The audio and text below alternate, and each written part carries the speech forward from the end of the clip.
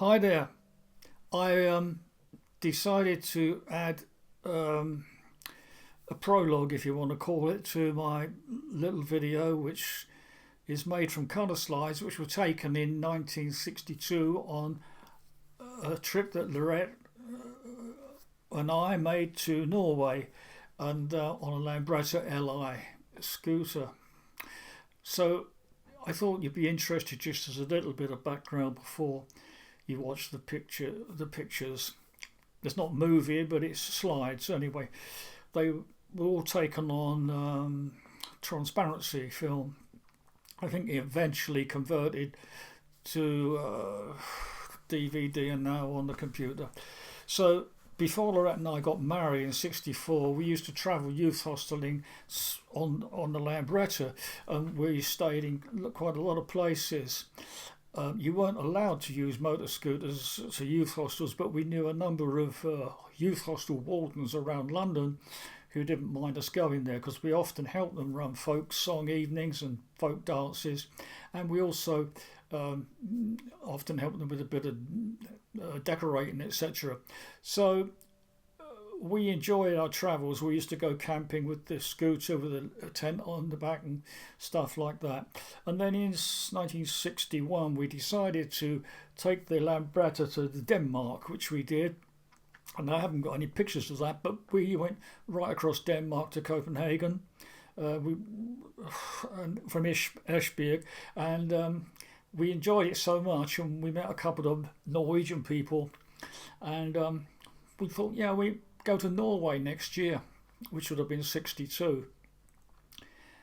By that time, I'm 23, Laurette's 18, and so we were quite young and fit. And so we decided to do that and made plans for 3 weeks travelling in Norway, which was quite adventurous in '62. And so off we set. In the film, you'll see the way we went. Some of the maps on the video, I know it's rather crude. I think I drew them with a felt tip pen.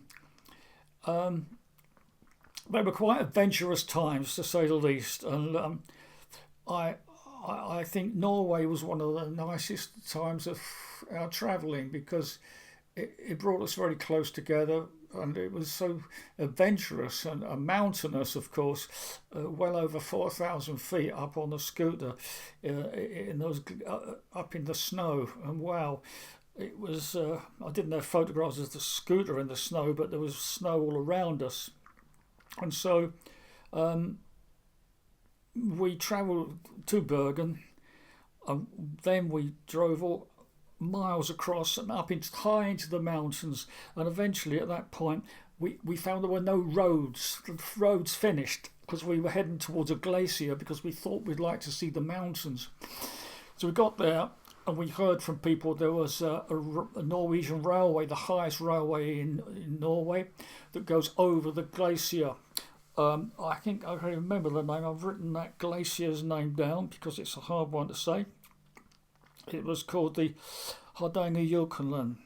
That's it, Hardangerjokelen Glacier. And that goes up through a little ski resort now called Finse, Finse.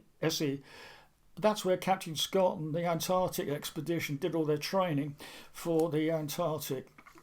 Lots of other sort of explorers, and also I guess the Norwegians also did a lot of training up there, and that's why they were so bloody good at skiing. And at Finse, before Finse, we put the Lambretta on a train and travelled to Finse station, and then we got off Finse station, and that was fine. We just had a rest there, and then over the mountains we then went on to Norway, to Oslo. And I wish I'd taken more photographs, but I didn't. So consequently, I think what I'd like to excuse me. I think what I'd like to do is hand you over to the original video, and so I'll say goodbye for now, and I hope you enjoy watching it. I guess everybody watching this particular film would be a Lambretta or scooter enthusiast. God bless everybody. Here's a picture of Finse railway station, the highest station in Norway, 4,000 feet above sea level, which I mentioned before. Scooters on the train going over the Hardangerfjorden Glacier. And here's Laurette in London in probably 1960-ish, where she was sitting on the scooter, and here she is, bless her, in Norway, on the way to Bufell Youth Hostel, another high level, nearly 3,000 feet or more than that up. Rocky road to Bufell, another 3 kilometres it says. Bless her, carrying a guitar as well as all that stuff on a scooter. And here's lazy me, sitting in a field, having been camping. We went camping just north of London, somewhere up in Essex, near Nasing, I think. And here comes the film. I do hope you all enjoy it.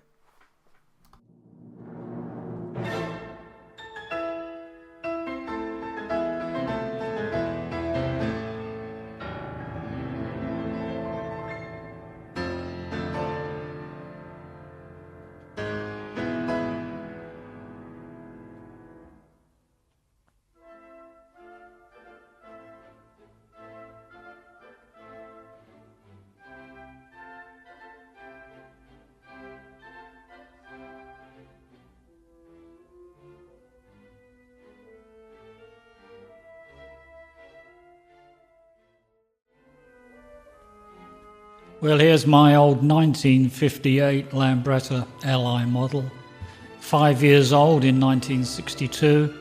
We put it on the train, went to Newcastle, where it was hoisted on board a ship. There was no roll-on, roll-off ferries in those days. So up the bike went, down into the hold, and off we set to Bergen in Norway. And here's the lad with hair, and I don't know who the other characters are, and the Norwegian flag. Laurette here on the side of the boat on the way across, looking a bit windswept. And now here we've got a first sight of Norway. That will be Bergen. In Bergen harbour, there's Christine and Laurette there. Chris went across with John Gill and they went hitchhiking. Still in Bergen docks, I think waiting to get off the boat. We went up on the cable car to look down across Bergen, looking back out across the North Sea.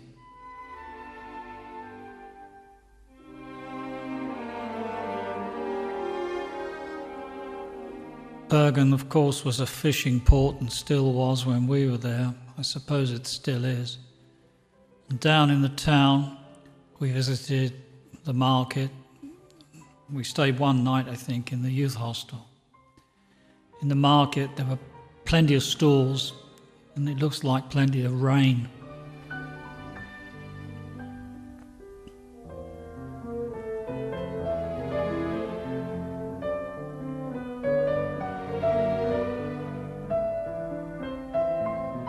In the market they sold fish, fruit, and lots of other bits and pieces. I can't really remember. As you can see, I looked rather slim. I'm rather young, plenty of hair. And here's some fish on the market. The fish are live, and then I think you point out which one or two you want, and the fishmonger then pulls them out of the aquarium, tub, and then just whacks them, I think, or cuts them. And as you can see, it's pretty horrible, and the lady will always remember the face, the kid pointing and her face. Here we're travelling down the fjord from Bergen on the ferries across the fjords. Here's the famous LI motor scooter.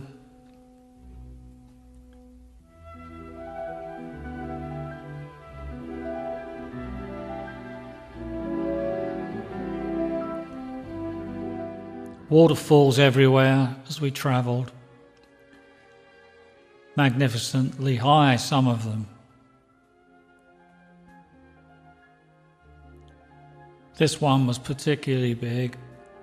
Can't remember where, but it's on the way across between Bergen and Voss. The roads are a bit gravelly, I think they still are. As you can see there, there's some shots later when the surface of the roads, you can see they rake them rather than anything else, so that the frost doesn't damage the road surface, for instance, if they were tarmacked. And that's that large waterfall from higher up on the road where it goes underneath the road into another waterfall. And here you can see the gravelly old roads. I think we only slipped off the scooter once, and that was when we were running out of petrol. On the fjord, I remember this man getting off. He lived on the side of the fjord, and he went from one of the towns where he worked, it seemed, and he lived in this village. It's quite an interesting place to live.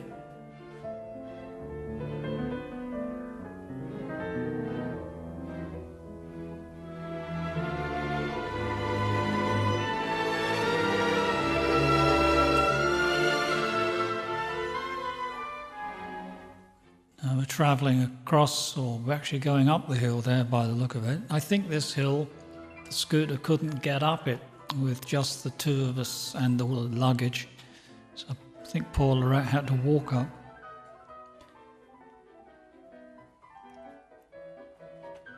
We put the scooter on ferries quite a lot and travelled down the fjords.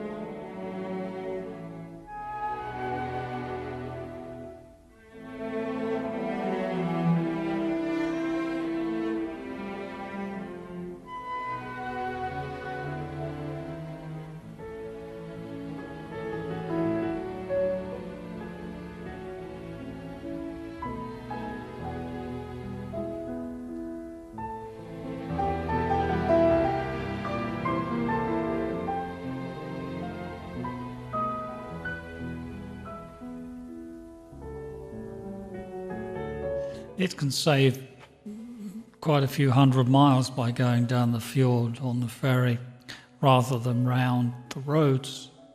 It's like a shortcut.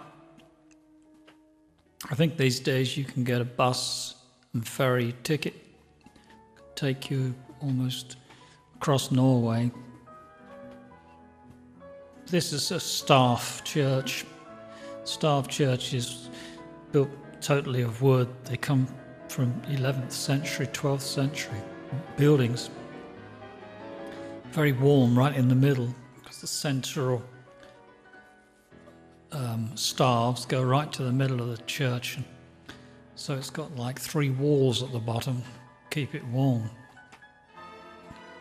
And this is the modern version of the church. It's very similar, almost identical to the one in Cardiff Bay, the Norwegian church for the seamen, which was rebuilt in Cardiff.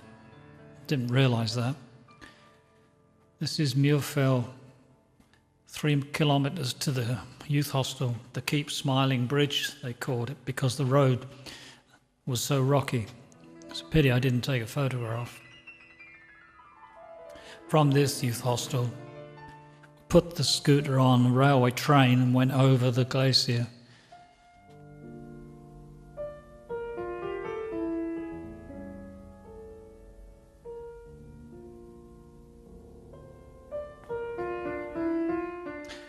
Muirfield even had a swimming pool, I remember, but can't remember whether anyone ever used it.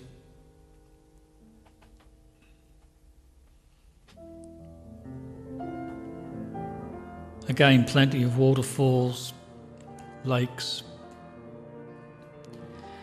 and of course roads full of animals. Goats here, I think we may have followed those for quite a way.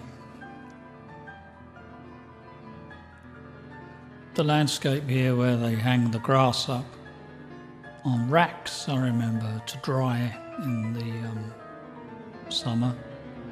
Rather than haystacks, they sort of build fences of grass and hay. Seems quite a good idea.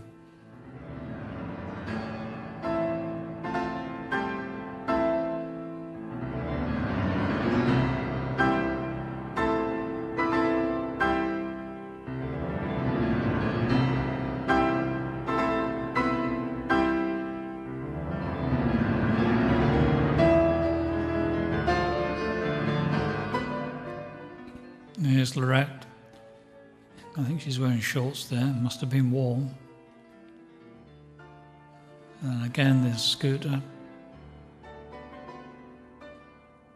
Pretty primitive panniers that I made myself out of aluminium. Army surplus bags. Now we see what's left of the dead reindeers, the skins. I suppose the poor creatures were shot and then skinned. They dumped them and then string them up. It's almost like Red Indians. These boards were really meant to stop the snow coming across the roads. They serve another purpose for hammering these reindeer skins on to dry. I think we did buy a pair of antlers from the side of the road from a shop. They still had part of the skull on blood like that. Took them back across on the boat on the back of the scooter. Had them for years, but I think they broke up in the end. There's a picture here of the snow shields along the side of the road. Pretty mountainous road.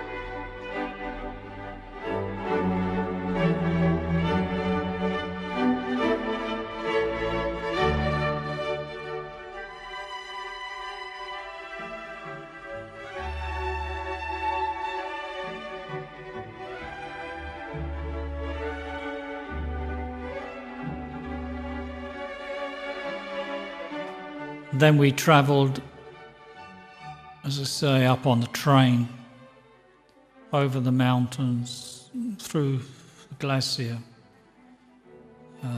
This was, I think, on a railway station waiting for a train.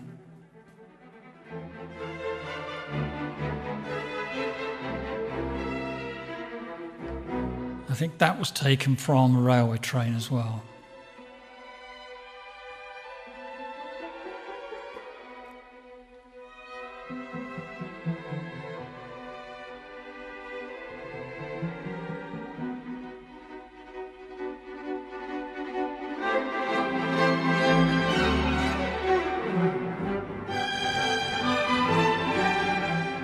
And as we got nearer to Oslo, on Oslo Fjord, there were logs being floated down the river from the logging camps. Wild, raging waterfall.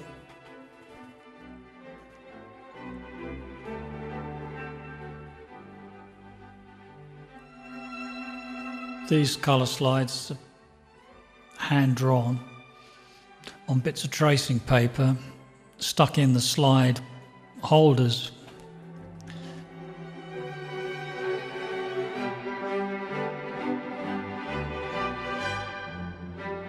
And then in the centre of Oslo there's the Vigeland Sculpture Park, which is all sculptures of human bodies throughout life, from birth to death.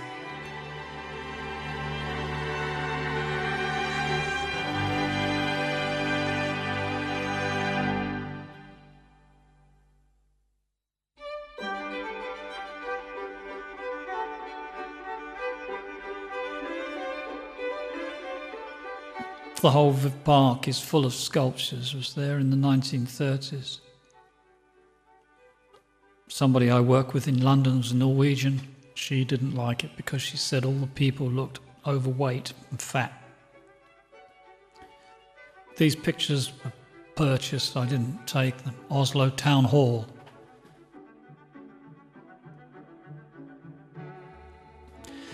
A staff church, I think that's in one of the folk museums.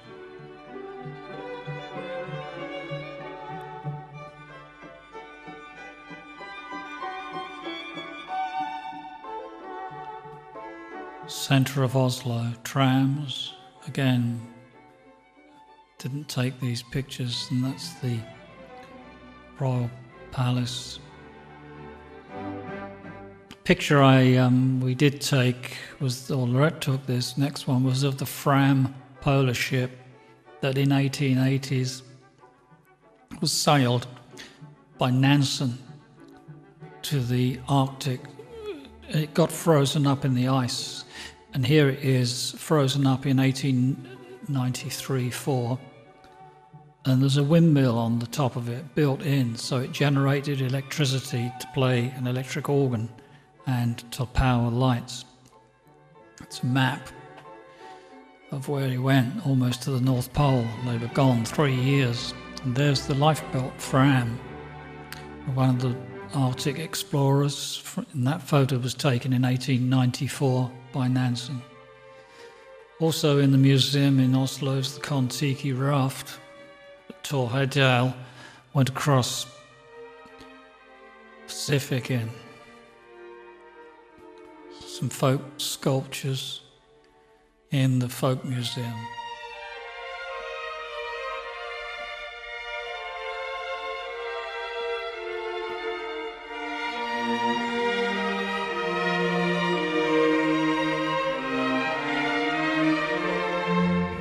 This, I think, is the Parliament building.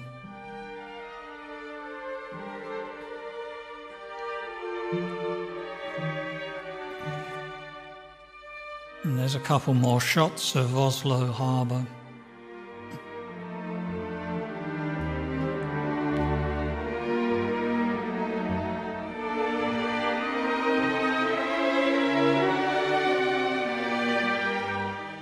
That's a photograph of the fountains at the Oslo City Hall.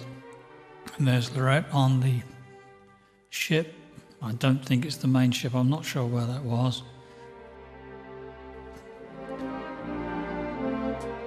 When we were in Oslo, we stayed the sister of somebody I'd worked with in London. So I didn't have anywhere to stay, and we went there and they put us up. And they were moving the next day, so they dumped everything on the pavement for the removal man. That's me on the boat coming home.